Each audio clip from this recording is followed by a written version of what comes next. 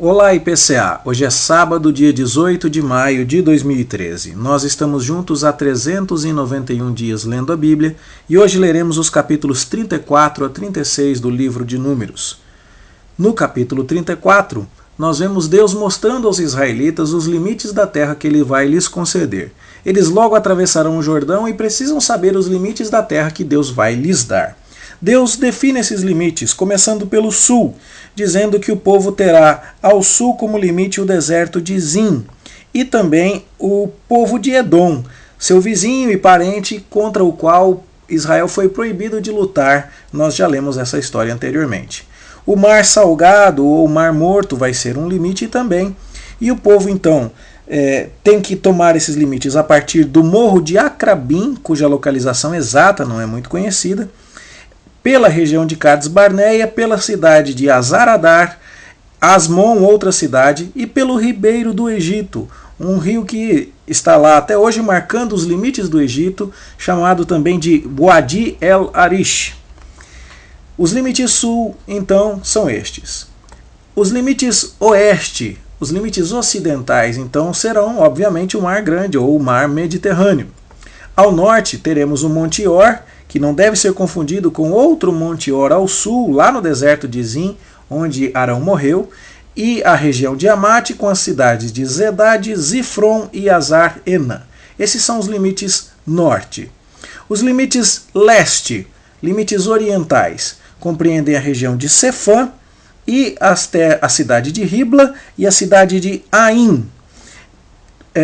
Passa-se em seguida a contornar o mar de Quinerete, que é o mar da Galileia, desce-se contornando o rio Jordão, chegando novamente ao mar salgado ou mar morto.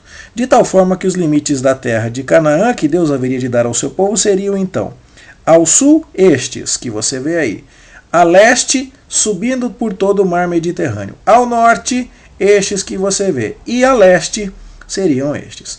Uma grande extensão de terra que é a conhecida chamada terra de Canaã. Nós não podemos nos esquecer que do outro lado do rio Jordão ficaram 2 tribos e meia, a tribo de Ruben, a tribo de Gade e a tribo de Manassés Oriental, de tal forma que o território que Israel herdou do outro lado do Jordão também se soma, e vamos ver então um aumento das terras, sendo então toda essa porção marcada a herança israelita concedida por Deus. Essa herança seria desfrutada na medida em que o povo soubesse guardar a lei de Deus. Lei que devia então diferenciar Israel das nações ao seu redor. Em que aspectos? Um deles era a justiça.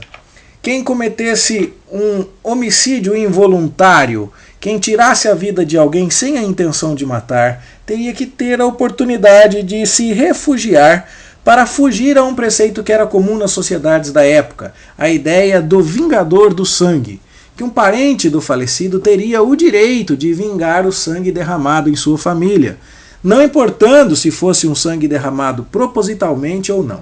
Em Israel não seria assim. O derramamento de sangue mancharia a terra e comprometeria a santidade do povo de Deus. Então, quem matasse propositalmente deveria sofrer a pena de morte. No entanto, quem matasse sem intenção poderia se abrigar numa das 6 cidades de refúgio que seriam destinadas para esse fim. Uma espécie de pique, daquela brincadeira nossa da infância de pega-pega. Ali a pessoa estaria refugiada. Foram 6 cidades. Essas cidades não foram nomeadas em Números 35, mas designou-se o estabelecimento delas. Elas vão ser nomeadas para nós lá em Josué capítulo 20, e são elas Quedes, Siquém e Hebron, ou Kiriat Arba, do lado leste do Jordão, oeste do Jordão, melhor dizendo, o lado ocidental. E do lado oriental, Bezer, Ramote Gileade e Golã. 6 cidades dentro do território ocupado por Israel que deveriam servir à promoção da justiça dentro do território do povo de Deus. Além dessas cidades, mais 42 seriam dedicadas aos levitas, mostrando também a preocupação do povo de Deus para com os levitas, com os sacerdotes que seriam abrigados em seu meio. O capítulo 36 traz uma última recomendação de Deus que tem a ver com a herança. As tribos teriam o território repartido de acordo com o seu número. Tribos maiores, como é a tribo de Judá, que você pode ver aí, teriam um território maior. Tribos menores teriam um território menor. E esta herança deveria permanecer com a tribo que a possuiria no momento do sorteio. E a ideia então é que aquele princípio lá do ano do jubileu, de que a cada 49 anos a terra voltava à sua tribo, o capítulo 36 de Números nos dá um princípio que se relaciona a isso. Qual é ele? Se você se lembra, as filhas de Zelofeade não tinham irmãos e deixariam de receber herança por não ter homens na família. Mas isso foi entendido como um direito delas, e apesar de serem mulheres, o que é muito inovador para os conceitos da época, era justo que possuíssem herança, então elas haveriam de possuir.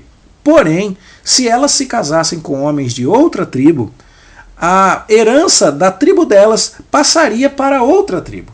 E isso não correspondia aos propósitos de Deus. Então, no capítulo 36, nós vemos Moisés regulando isso a mando de Deus e ordenando que aquelas mulheres que tiveram o direito de herdar, mesmo sendo mulheres, não tivessem, no entanto, autorização para se casar fora da sua tribo. Elas teriam que se casar com homens da sua tribo para que o seu território permanecesse dentro da possessão da sua própria tribo. E dali se gerou então uma lei que se aplicaria a todas as mulheres que viessem a herdar no futuro. Isso nos mostra que Deus está preocupado não só com a dádiva da terra, com a concessão de uma herança, mas também com a manutenção da posse dessa herança.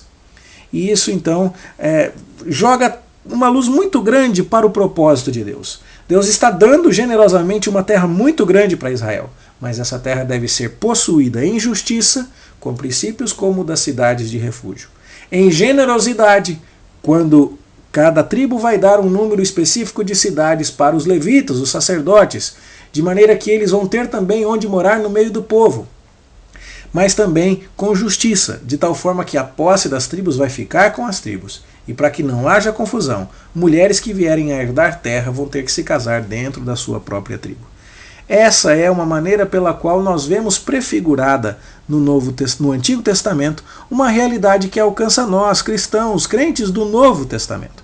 A ideia de que nós que estamos caminhando para a Canaã celestial, para a terra prometida final, ao descanso verdadeiro, do qual esta possessão de Israel era apenas uma sombra, nós que caminhamos para esse descanso como os israelitas, devemos viver em santidade, em justiça, praticando uma justiça que em muito excede a justiça dos escribas e fariseus, porque nós somos cidadãos do reino dos céus.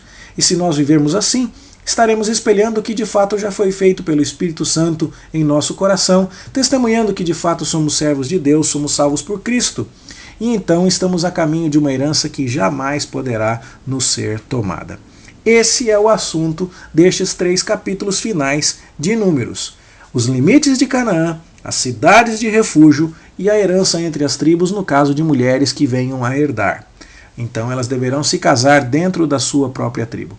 O resumo da ópera é: Deus vai dar com generosidade, muito, abundantemente, mas Israel deve possuir em santidade, em honra, em justiça, para a glória de Deus. Que assim nós aprendamos com os israelitas, assim nós aprendamos com Números e vivamos esta vida santificando a Deus diariamente, honrando ao Senhor, praticando a justiça própria dos filhos de Deus e mostrando que de fato estamos a caminho da Canaã celestial.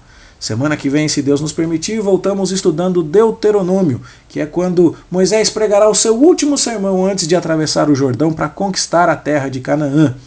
E a gente vai então ter muito mais coisa para relembrar e aprender se Deus nos permitir. Espero que esse estudo tenha abençoado a sua vida.